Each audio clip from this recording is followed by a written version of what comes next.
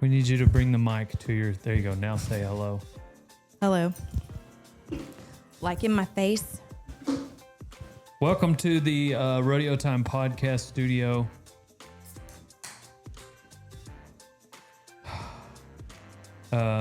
Your last podcast was a hit. Everyone thought you were extremely knowledgeable on the cattle market, but they all agreed that I was the better looking sibling. That tracks. Did you get a lot of people, like, you probably had a lot of people requesting for you to do some public speaking and teach their kids, and there were probably universities reaching out? No, that didn't happen. I'm sure it will. I'm sure there's enough people listening to this podcast that you probably had some job offers. I'm pretty sure my spouse didn't even listen to it. Check your spam folder. I bet you got some job offers. Okay. Yeah, I thought it did really well, the podcast, and it was exactly what I wanted it to be. Just kind of let us know what's happening with the cattle industry. So one thing we didn't talk about, we almost talked about it a couple times, was screwworms. And not only what they are and what they do to cattle, but what they do to the cattle industry. So let's start with what they are. Let's start with the medical disclaimer. Okay. You are an expert. I am not an expert. Use all of this advice for financial decisions. You definitely should consult your physician, your tax consultant, your proctologist, not me. Blah, blah, not blah. me. But also use all this info to make money. I haven't yet. So if you can, that's great. Figure that out. And then we'll have that guy on the podcast. Yeah, I'm just kidding. I don't know that people are listening to my podcast to get an angle on how to just cheat the market. Basically, though, you know, I do have a lot of people in the industry. There's so many headlines.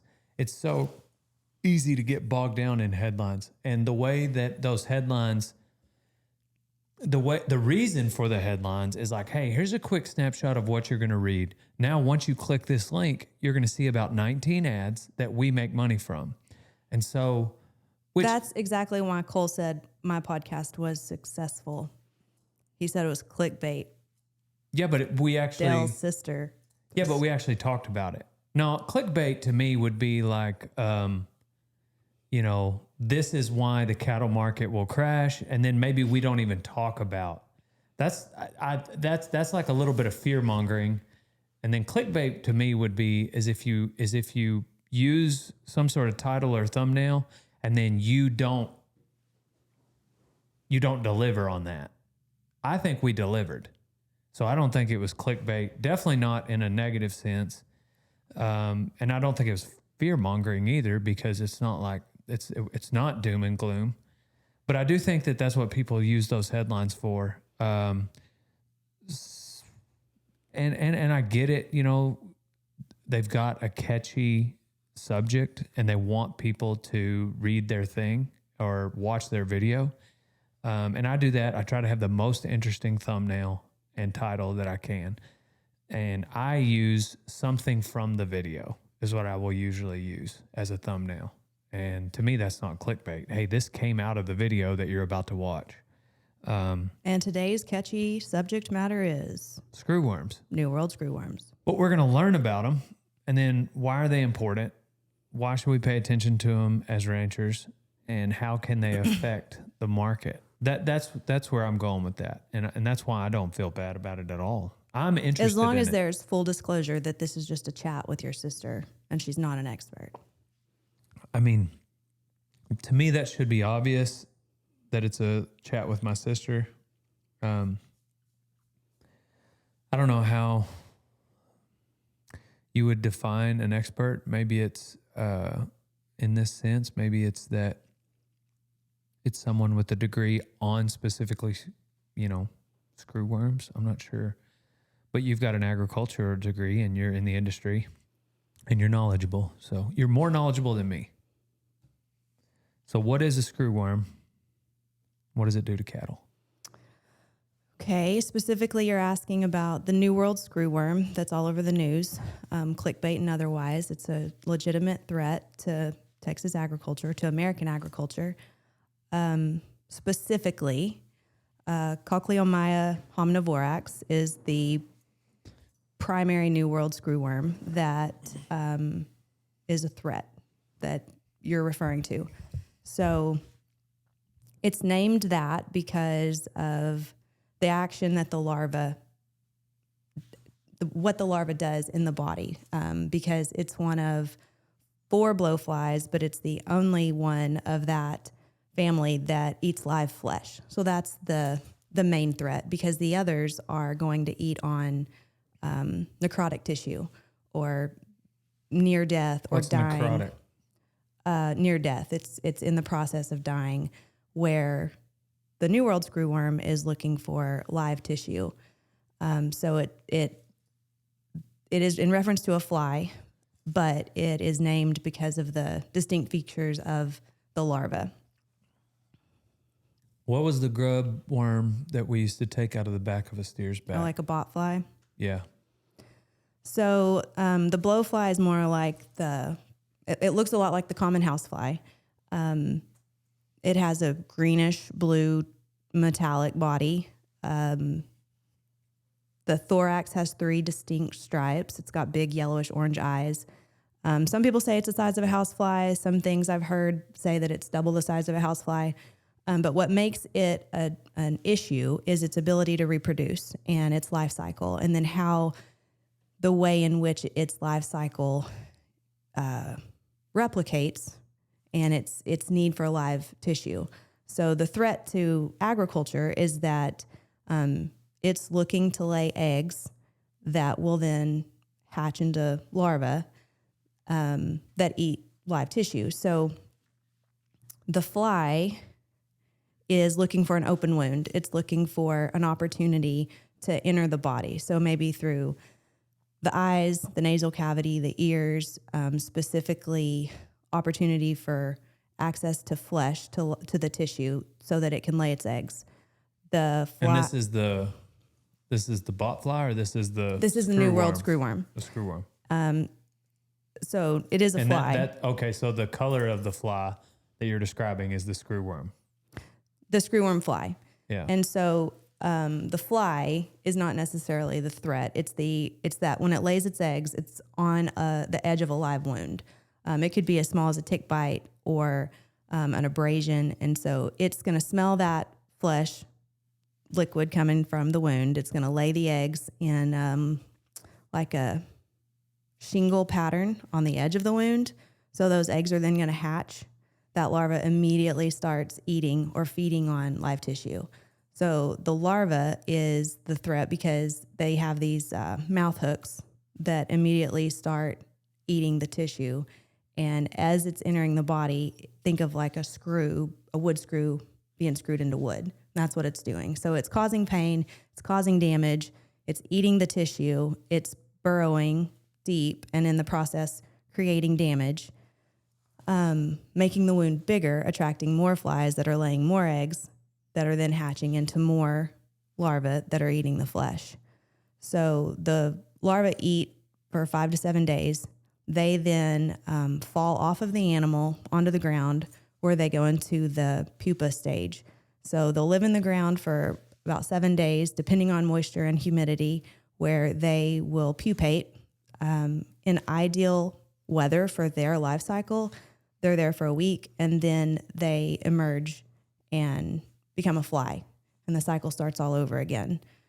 So ideally, they produce their life cycle in 21 days. It can take up to 2 months. I think 54 days is dependent upon moisture and humidity, temperature.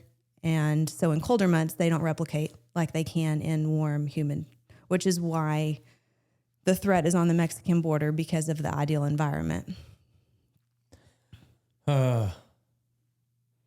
It just sounds disgusting, even listening to the whole process, which the word screwworm would be disgusting. Like you're not going to expect that to be like a very gentlemanly type bug. Yeah, certainly not. So the scientific name Homnivorax is Latin. Hominis is man. Vorax is eating. So man eating is where it gets his name. And then the larva is around 1.5 to 1.7 centimeters in length, so about 17 millimeters. And they have this elongated shape with these spherical ribs, like rings that go around them that give them the visual of a screw. And then, of course, their burrowing activity is how they got their name. So what all type of animals do they attack? All warm-blooded animals. So they can't survive in a cold-blooded animal, which makes them a threat to agriculture in the form of cattle, bison, horses, sheep, and then domesticated animals like your dogs and your cats, birds, and very seldom humans. They are a threat to us, but diminished so, where if you think about in animals, an infestation can occur and those flies are replicating rapidly, and then you don't catch it, and within a week you have... Yeah, because they can't tell you about it. They can't tell you about it. And then we haven't even gotten to wildlife. So the threat of spreading and that then being uncontained is significant. But they can get humans. Yes. Yes. Yeah, Rarely. Jordan was saying there was somebody up north. Where was it? Michigan. Yeah. We can call him El Salvador. Yeah. They would rather not be named. But I think that one went through the nasal cavity. Who would rather not be named? The person. The article I read about it was that they didn't want to be identified, but they were in El Salvador before they traveled back to the States. Gotcha. And then I think it went in the nasal cavity. Well, the El Salvador would be that same kind of climate, obviously. Yes. Central America. Yes. So how prevalent is it right now in the U.S.? So right now the issue is to prevent the spread into the states. And so that's a proactive effort at preventing it from becoming endemic here like it is in the southern portion of the hemisphere. So it's not necessarily an active issue so much as it is a threat. There are some contained cases. And so that's where you're hearing about it, is this tremendous effort at preventing it from spreading because of the damage that it will cause economically, financially, and then, of course, to independent producers.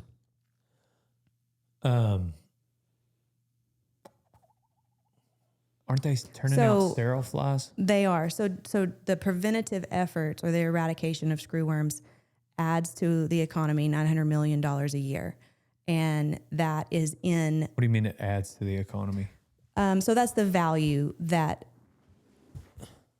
the screwworm not being present provides the economy because of the needs of eradicating not being a cost. So you're not having the manpower, you're not having the loss of the animal, you're not having the inputs that you would have to pay for if there were an outbreak. And so prevention is key financially and then also from a production standpoint. Yeah. What is it that made, I guess Mexico doesn't take those preventative measures? Do they just, I mean, obviously they care. They got to have meat, but they don't have the resources? There's always been a positive collaboration to prevent the spread of New World screwworm. USDA and Central American partners and Mexican partners. In fact, part of the rollout last month that Brooke Rollins was promoting was investment in the United States to build a new facility. The new facility will be in Edinburgh at, I think, Moore Air Force Base. And so... Where's Edinburgh? On the Texas-Mexico border. And so perfect location, and they already have the infrastructure there. I think the Army Corps of Engineers was going to help build it, and that was going to take maybe 3 years to construct, but it would have the capacity to produce 300 million sterile flies a week. And so in in collaboration with an existing facility that's in Panama that I believe can produce 100 million flies a week. And then a third part of that plan is investment in a Mexican facility that would also be able to produce 100 million flies per week. And so this massive rollout of sterile flies is the preventative effort. And so the more they're able to release and then inflate that then would copulate with fertile female flies with unsuccessful eggs then being hatched would exponentially decrease the opportunity for the New World screwworm. So does the female die after it? Rodeotime.com is the only website that should exist because it's the greatest apparel line that has ever existed. So go there now to get a t-shirt, a hoodie, a cap, a vest, whatever it is you need. Go to rodeotime.com, old son. Total Feeds is what keeps the herd powered here at Radiator Ranch, and Total Equine is what I've been giving Boone for 10 years. He's 24 years old and still going strong. You can get it on chewy.com or a dealer near you. No, so Yeah, how the does the sterile concept fly of situation work? So in this specific issue with the flies, the sterile insect technique sterilizes the male fly. And so female New World screwworm flies mate once, they copulate one time with the male, and then they retain that sperm for life. And so which is a very short life, but if they are a fertile female mating with an infertile or sterilized male, their eggs are not viable. You bet. And so, did Dad have that conversation with you? You know how that works? Do we need to It's been a while. dig into that? It's been a while. Yes, but I didn't realize they just do that. He did not with flies because it's not the he example. did not explain that they just do that once and then they keep sperm. So the issue with the fly is that they're laying 200 to 400 eggs in one setting. And so there's just this maximum exponential release of larvae into the wound. So they're the primary invader whenever we talk about... How many of those survive?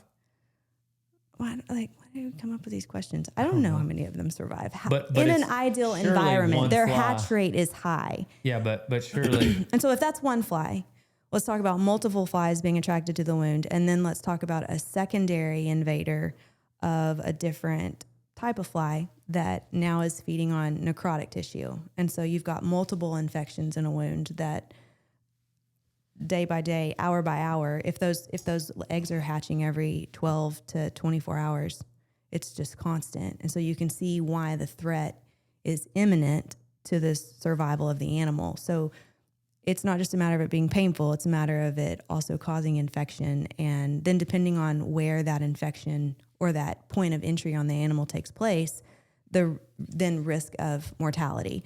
So we talked about them being attracted to open wounds or something as small as a tick bite. But if you think about new babies on the ground with a fresh umbilical cord and then screwworms hatching there and just decimating a calf.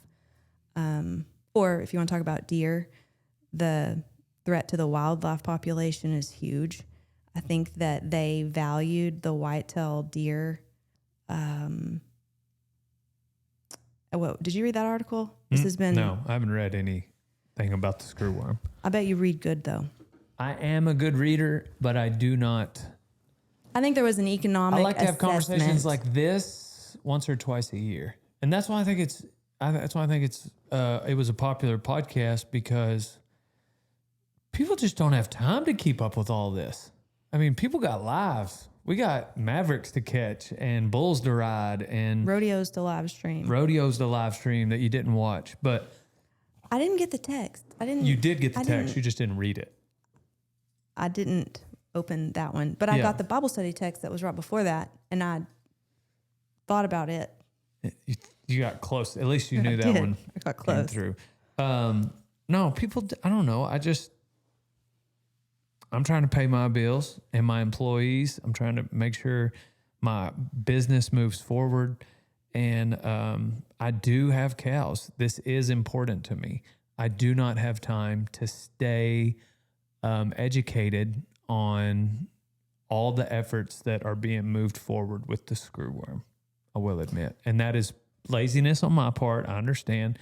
But I'm also not mad at anybody else for it. I know it's my fault. So, but we're also a little removed. Even though we're in Texas, it feels like it's really far away. It is feels really like the far threat away. is not relevant or prevalent, and Yeah. the potential for it to be is just outside of our sphere of awareness. but I mean, I imagine it wouldn't take, but if it really, if we gave it its head, it probably wouldn't take but a month to really be present in this county. So I don't know. I do know, but what am I to do? I'm not sure that, and I don't think anybody expects me to do anything personally outside of maybe use my platform to. Well, I think your platform is a great opportunity for knowledge. I But, mean, but the and everyday that- rancher, what do they do? So I think it's a successful initiative to prevent New World Screwworm because our American government, our state government, our international partners are all working in collaboration. And so the individual, the producer, has a responsibility to help. I think paying attention to your animals, to your herd, proper reporting. Like if you did suspect New World Screwworm or any sort of an infestation or foreign animal disease, you need to contact your vet or your state vet or APHIS or What's the furthest into Texas that there's been reports of it? Or do we know that? I bet somebody does. Somebody does. Somebody does. But again, I don't believe that the imminent threat is that it is stateside so much as it is an effort at preventing it from, like, once that domino falls, there's this, like you said, it wouldn't be long before. I don't think it was bot flies that I was talking about earlier. The bot flies are the ones that leave the little on like a horse's leg, right? Are you talking about warbles, or are you talking about grubs? I mean, like where you grubs. pop them out of Put the it- back yeah, of with the Coke bottle. Mm-hmm. I remember a few of our steers having that, like in high school, and using I a don't Coke tell bottle. people that. I mean, it was a steer. It's not like it was a show steer. But We were poor. what were those? What's Popped out of the top of the calf. I don't know the scientific name for that. Yeah. But what's interesting about all the different species of flies is the way in which they replicate, their life cycle, the way in which they survive. And because of the unique nature of the screwworm, that's why it's such a threat, is because it's not seeking a dead host. It's not like a normal maggot that's eating trash, filth, disgustingness of death. How can you treat an animal, let's say a yearling has screwworms? What do you do? You're supposed to remove the individual larvae. You can submerge them in. Well, this is something a producer can do. So if you have New World screwworms or you have the larvae, you're supposed to keep it as a specimen because of testing and tracking, and then access to like advancements of how we can trap, contain, and prevent, and also treat. So catch them, treat the wound. There's some smear techniques where you can put like a larvicide or an insecticide deep into the wound and just rub it in. But primarily you have to remove the actual larva from the flesh and then continue to treat the wound for proper healing and then prevent further laying of eggs by flies. Because I remember when Pop was at the Pitchfork, he was talking to somebody and they were kind of giving... The way I remember the story was somebody was giving him a hard time about, maybe it was TC Ranch Management or something, and just the advancement of like science and knowledge around, I don't know, maybe for whatever reason he said he was defending advances in science, and he said, well, look at the screwworm. Science has helped eradicate that. And their response as a cowboy was, yeah, and there were a lot of good horses that didn't get used anymore either, and it was a tongue-in-cheek comment. But my point is when was that time that those old timers were having to battle screwworms? You mentioned that on the last podcast, and that is a good example of the cost saved. Like those inputs are no longer necessary if there's proper prevention, if there's eradication, because those needs are not present. There's no cost of labor for that person. Right. There's no cost of the horse. Yeah, to go overall, find that's it. a positive thing. I think Pop was right. However, yes, but to your point, 60s and 70s maybe? Yes. So the history of it was eradication. I guess we could say a biological barrier was established between the United States and Mexico. And then that eradication continued to get pushed south. And so that's the issue now, is that previously established barrier has been broken and flies are back. But to your point of the timeline, so the 50s and 60s were whenever there were significant eradication efforts, whenever they first did actually, I think it was before this. There was a trial done in Florida.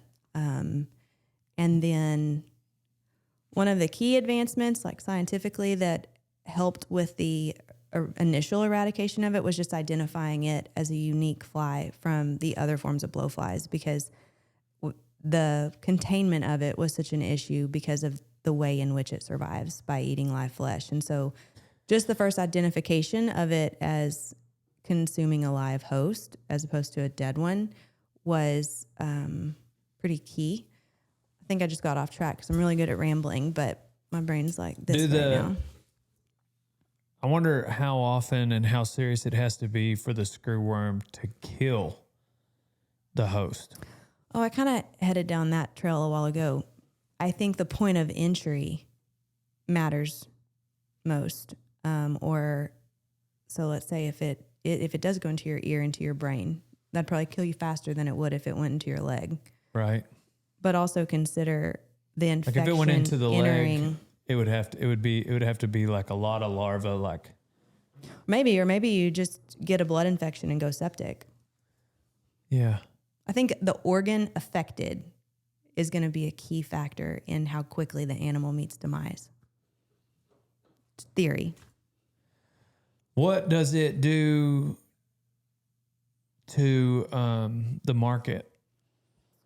The issue with the market is that with the border being closed, we are not able to import cattle. And so you're probably going to say, well, when are they going to open the border up? I don't know that. We know that if this timeline for the creation of the facility is 2 to 3 years, I think this is a long-term approach to helping secure the border so that we're not introducing or bringing in opportunities for it to very quickly spread north. One of the things I think will become helpful is we'll enter our winter months, and so the fly life cycle will be reduced. But in some of those areas, the environment's not going to change dramatically to help prevent that. What was your question? How it affects the market. I can see Long that. term, I think the border's closed until there is like healthy establishment and a full understanding that there's no threat to specifically beef. But that's not going to be the only livestock production issue. I mean, we're talking about. Of all the beef imported, I wonder what the percentage is from Mexico. And you also have to take into account which facet of the vertical chain of beef production you're talking about. Right. So for us, we're talking about bringing in yearlings. Yeah, and yearlings so would be. If we're not able to have that influx of cattle and our supplies down, we're back to some basic economics of why price is high and inventory is low. So it's just one factor in the supply issue for beef. Mm-hmm. But I do think that it has ramifications on price for a while. And I think that we're at a positive place of collaboration with all of the national and state, and then again, even Mexican government agencies that are working together to help prevent this. There's massive financial investment to help basically make the problem go away and at least get back to where we were. And so I'm not going to answer your question on the markets because I don't really know, but I do think that there's a positive approach to it. It's an aggressive, 5-pronged plan for how to prevent it from continuing to be an issue. And then what'll be great is that once those facilities are established, long-term monitoring and maintenance of the issue. Is the Canadian border shut down? I don't know. It's a good question. I don't think it is. I feel like we would have known that. I feel like the news would have come out at the same time that both borders were shut down. I wonder if the fly is as much of a threat up there. We could Google it, except this is a hole of a room and there's no internet service. There is internet. This is where we do How the do I get the live stream. Wi-Fi password? You just don't have the Wi-Fi password is all it is. It's Yeah. for your I don't- prestigious guests. I don't know that I feel like the Canadian border is probably still open, right?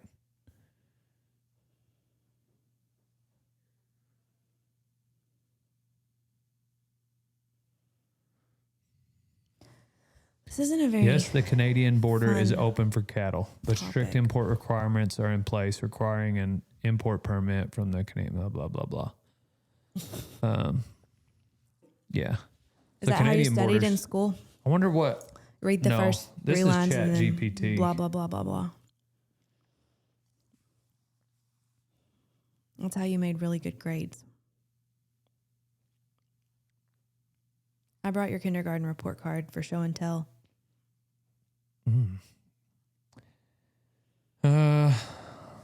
Well, obviously, the United States imports more cattle from Mexico.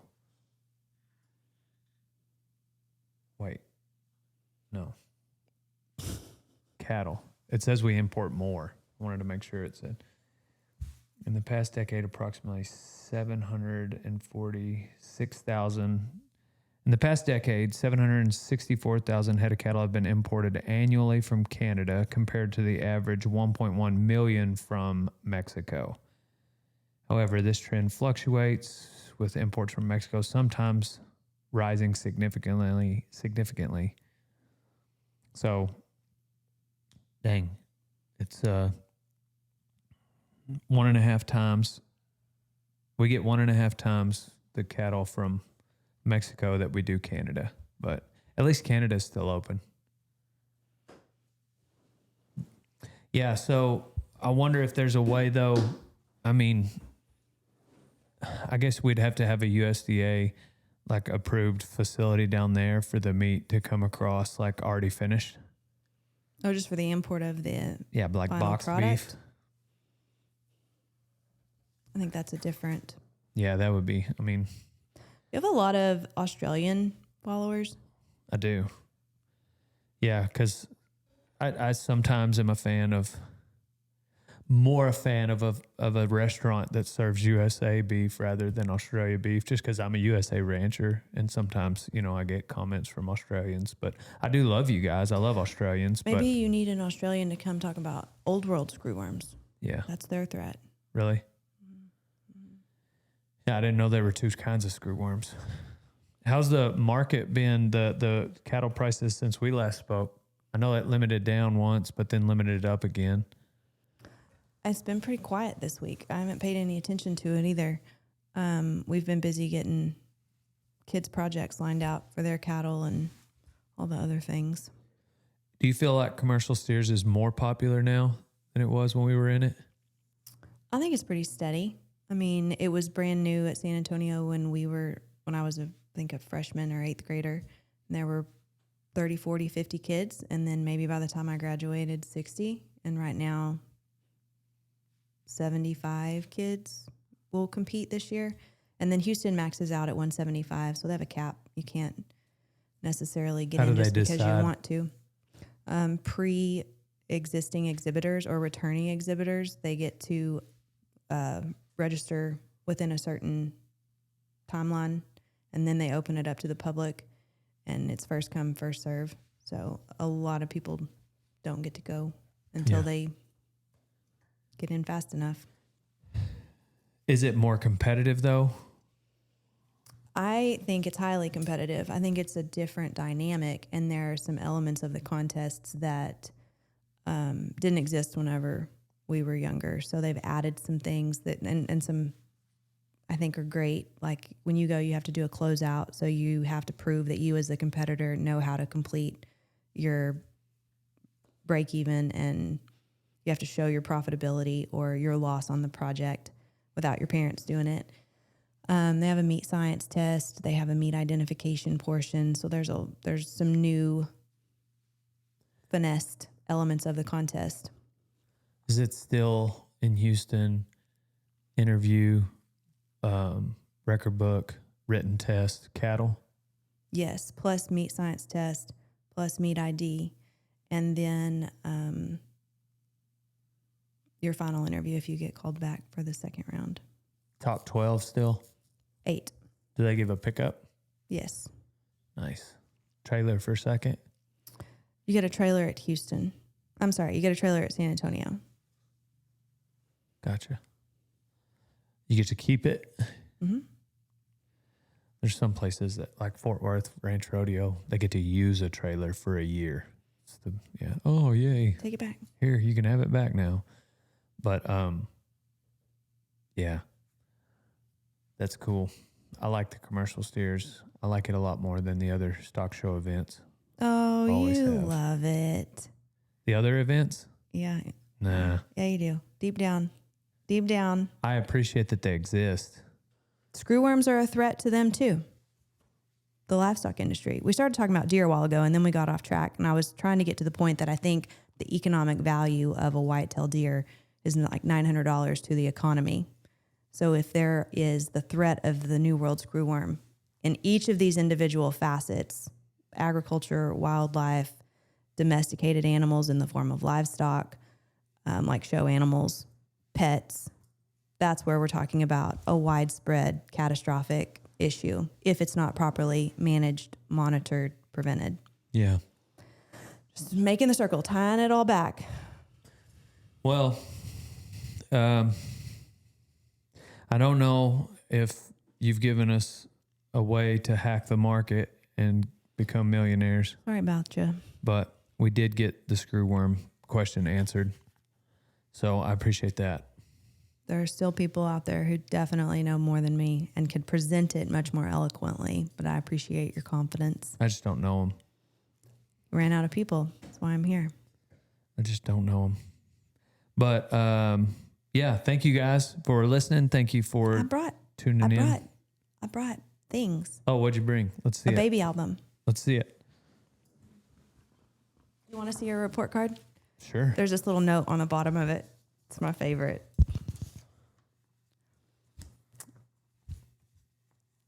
I don't think I should read all of it. Let me see it. I'll read it. I brought mine too. You want to see it?